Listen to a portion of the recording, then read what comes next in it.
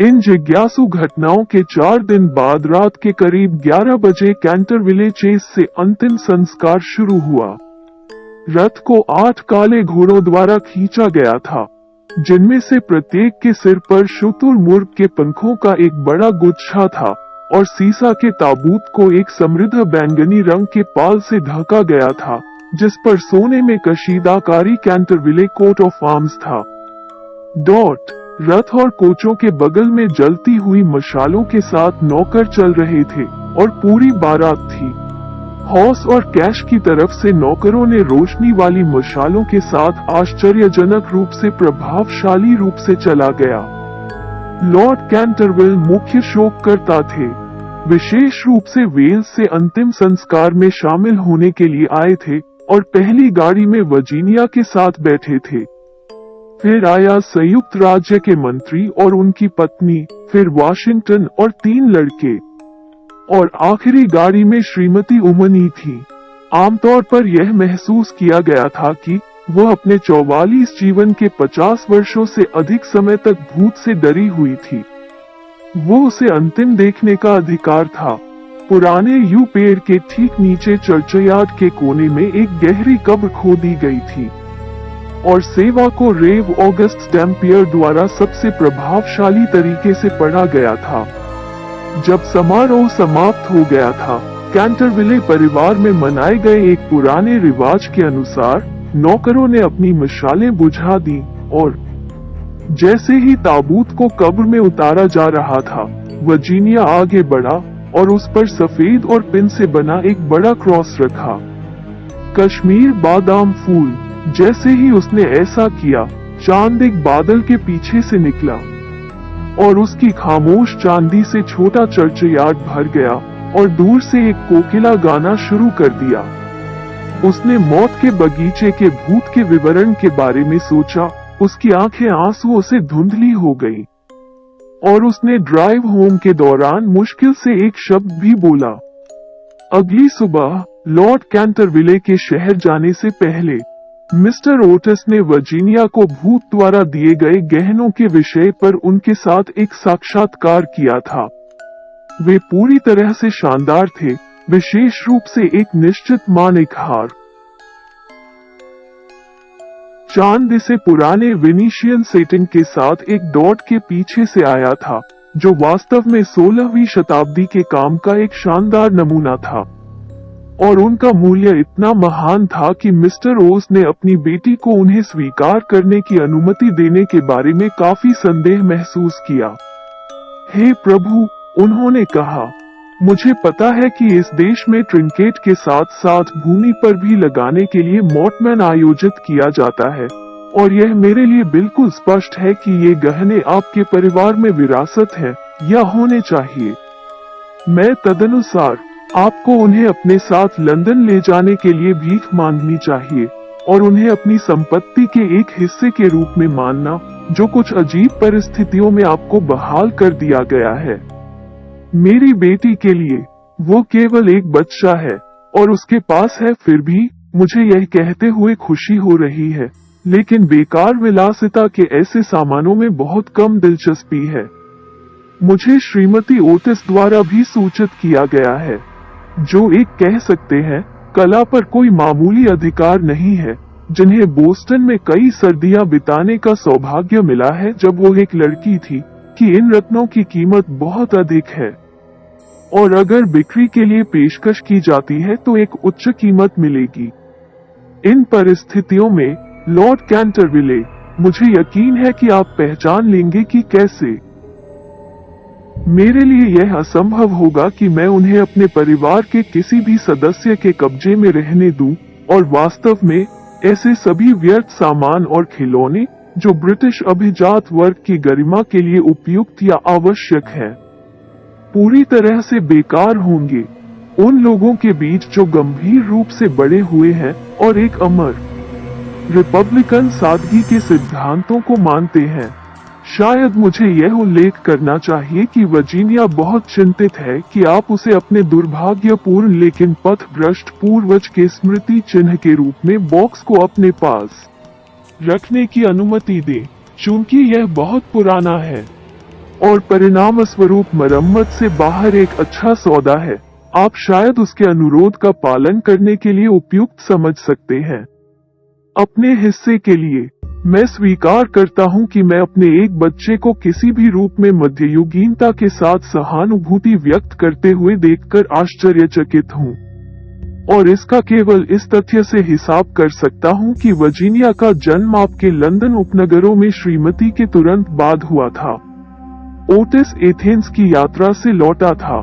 Lord कैंटरविले ने योग्य मंत्री के भाषण को बहुत गंभीरता से सुना, एक अनैच्छिक मुस्कान को छिपाने के लिए अपनी मूछें खींचते हुए, और जब मिस्टर ओन्स समाप्त हो गए तो उन्होंने उसे हाथ से सौहार्दपूर्वक हिलाया और कहा, मेरे प्रिय महोदय, आपका आकर्षक छोटी बेटी ने मेरे दुर्भाग्यपूर्ण पूर्वज सर साइमन को एक बहुत ही महत्वपूर्ण सेवा प्रदान की, और मैं और मेरा परिवार उनके अद्भुत साहस के लिए उनका बहुत ऋणी है।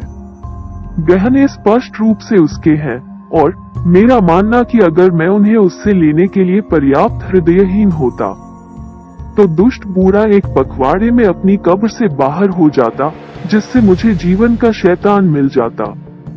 जहां तक उत्तराधिकार होने का सवाल है, कुछ भी ऐसी विरासत नहीं है जिसका उल्लेख किसी वसीयत या कानूनी दस्तावेज में नहीं किया गया है, और इन गहनों का अस्तित्व पूरी तरह से अज्ञात रहा है।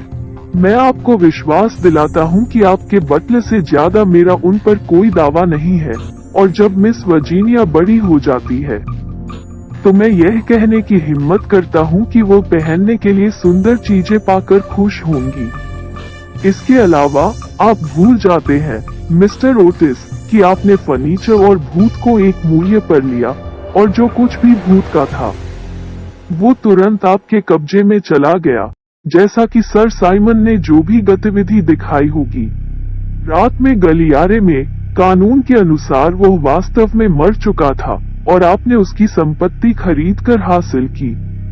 श्री ओटिस लॉर्ड कैंटरविले के इनकार से काफी परेशान थे, और उनसे अपने फैसले पर पुनर्विचार करने के लिए विनती की, लेकिन अच्छे स्वभाव वाले सहकर्मी काफी दृढ़ थे, और अंत में मंत्री को अपनी बेटी को भूत द्वारा दिए गए वर्तमान को बनाए रखने की अनुमति देने के लिए प्रेरित किया। और जब 1890 के वसंत में युवा डचेस ऑफ चेशायर को उसकी शादी के अवसर पर रानी के पहले ड्राइंग रूम में प्रस्तुत किया गया था, तो उसके गहने प्रशंसा का सार्वभौमिक विषय थे, क्योंकि वर्जीनिया ने कोरोनेट प्राप्त किया, जो सभी अच्छे का इनाम है। छोटी अमेरिकी लड़कियां, और जैसे ही वो बड़ा हुआ उसके प्रेमी से शादी कर ली गई। वे दोनों इतने आकर्षक थे और वे एक दूसरे से इतना प्यार करते थे कि डम्बल्टन की पुरानी मार्चियोनेस को छोड़कर हर कोई मैच में खुश था, जिसने अपनी 7 अविवाहित बेटियों में से एक के लिए ड्यूक को पकड़ने की कोशिश की थी, और उस उद्देश्य के लिए कम से कम 3 महंगी डिनर पार्टियां दी थी। और अजीब बात है, मिस्टर ओन्स खुद मिस्टर ओटिस युवा ड्यूक के बेहद शौकीन थे, व्यक्तिगत रूप से, लेकिन सैद्धांतिक रूप से उन्होंने उपाधियों पर आपत्ति जताई, और अपने स्वयं के शब्दों का उपयोग करने के लिए आशंका के बिना नहीं था। ऐसा न हो कि एक आनंदमय अभिजात वर्ग के उत्साहजनक प्रभावों के बीच रिपब्लिकन सादगी के सच्चे सिद्धांतों को भुला दिया जाना चाहिए। हालांकि उनकी आपत्तियों को पूरी तरह से खारिज कर दिया गया था, और मेरा मानना कि जब वो सेंट जॉर्ज हनोवर स्क्वायर के गलियारे में अपनी बेटी को अपनी बाह पर झुकाए हुए थे, तो इंग्लैंड की पूरी लंबाई और चौड़ाई में कोई भी व्यक्ति नहीं था। ड्यूक और डचेस हनीमून की समाप्ति के बाद कैंटरविले चेस गए, और उनके आगमन के एक दिन बाद वे दोपहर में एकांत चर्च और देवदार के जंगल में चले गए। पहले तो लगभग एक बड़ी कठिनाई हुई थी सर साइमन के मकबरे पर शिलालेख, लेकिन अंत में यह तय किया गया था कि उस पर केवल पुराने सज्जनों के नाम के आद्याक्षर और से कविता को उकेरा जाए। पुस्तकालय की खिड़की। डचेस अपने साथ कुछ प्यारे गुलाब लेकर आई थी, जिसे उसने कब्र पर बिखेर दिया था। और कुछ समय तक वे उसके पास खड़े रहने के बाद पुराने अभय के खंडहर हो चुके चांसल में टहल रहे थे।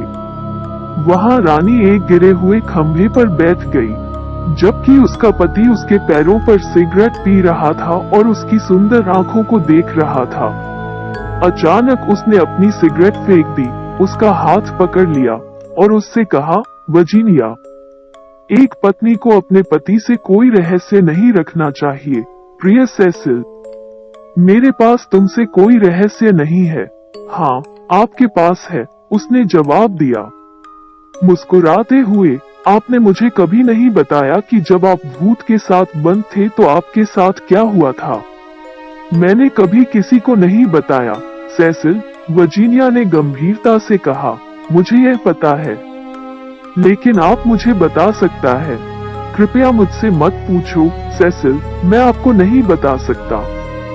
बेचारा सर साइमन, मैं उसका बहुत ऋणी हूँ। हाँ, हंसो मत, सेसिल, मैं सच में करता हूँ। उसने मुझे दिखाया कि जीवन क्या है और मृत्यु क्या दर्शाती है और प्रेम दोनों से अधिक शक्तिशाली क्यों है।